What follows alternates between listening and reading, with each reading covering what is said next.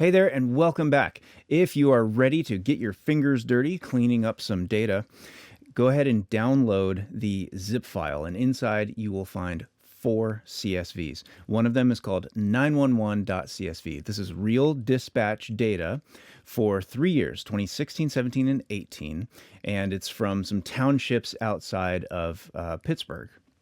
We're going to get a little bit technical, and it might get a little hairy, but I'll walk you through the whole thing.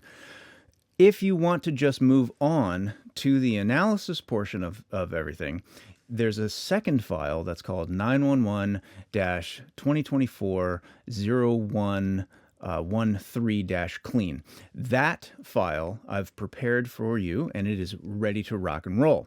So if you want to learn how to do some functions, some fun if functions and that kind of thing, and how to split strings by hand, cool. Let's move on to the data cleaning step. If you want to go ahead and do some analysis and jump right into that, go ahead and jump into the univariate analysis course.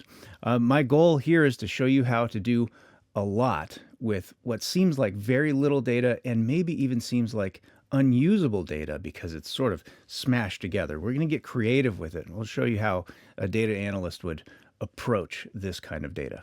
All right? See you in the next section.